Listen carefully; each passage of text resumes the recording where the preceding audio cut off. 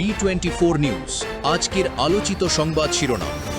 দেশে গণতান্ত্রিক অধিকার নিশ্চিত এবং নাশকতামূলক কর্মকাণ্ড প্রতিরোধে পুলিশ প্রশাসনকে আরও সতর্ক ও দায়িত্বশীল হবার নির্দেশ দিয়েছেন প্রধানমন্ত্রী তারেক রহমান।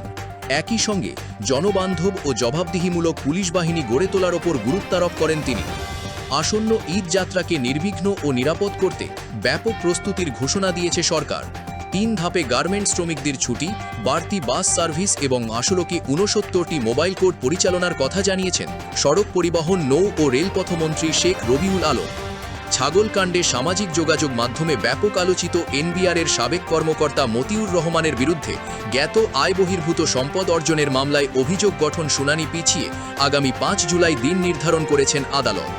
নিরপরাধ যেন হয়রানির শিকার না হয়, পুলিশকে প্রধানমন্ত্রীর কঠোর বার্তা। পুলিশ বাহিনীতে শৃঙ্খলা ভঙ্গ কিংবা চেইন অফ কমান্ড ভাঙার ঘটনায় কোনো হুঁশিয়ারি দিয়েছেন স্বরাষ্ট্রমন্ত্রী সালাহুদ্দিন আহমদ। একই সঙ্গে দুর্নীতির বিরুদ্ধে জিরো টলারেন্স নীতি বজায় রাখার কথাও জানান তিনি।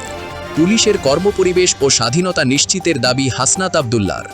দেশের দক্ষিণ পশ্চিমাঞ্চলের যোগাযোগ ব্যবস্থায় নতুন গতি আনতে দ্বিতীয় পদ্মা সেতু নির্মাণের পরিকল্পনা নিয়ে এগোচ্ছে সরকার। সড়ক পরিবহন ও সেতুমন্ত্রী শেখ রবিউল আলম জানিয়েছেন, প্রকল্পটির সম্ভাব্যতা সমীক্ষা ইতোমধ্যে সম্পন্ন হয়েছে এবং অর্থায়ন নিয়ে আলোচনা চলছে। পশ্চিমবঙ্গ বিধানসভায় বিরোধী দলীয় নেতা হিসেবে মনোনীত হয়েছেন তৃণমূল কংগ্রেসের প্রবীণ নেতা ও মমতা বন্দ্যোপাধ্যায়ের বিশ্বস্ত সহযোগী শোভনদেব চট্টোপাধ্যায়। এবারের নির্বাচনে 80টি আসন পেয়ে বিরোধী দলের মর্যাদা পাওয়া তৃণমূলের নেতৃত্ব এখন তার কাঁধে। জ্বালানি ছাড়াই শক্তি সঞ্চয়ের অভিনব এক প্রযুক্তি উদ্ভাবনে বড় অগ্রগতি অর্জন করেছেন বিজ্ঞানীরা। Molecular solar thermal energy storage নামের এই পদ্ধতিতে বিশেষ ধরনের অণু সূর্যের শক্তি শোষণ করে তা দীর্ঘ সময় ধরে সংরক্ষণ করতে পারে এবং প্রয়োজনের সময় আবার সেই শক্তি ছেড়ে দিতে সক্ষম। হামের উপসর্গে আরও 6 শিশুর মৃত্যু, বাড়ছে আক্রান্ত ও হাসপাতালে ভর্তি রোগী।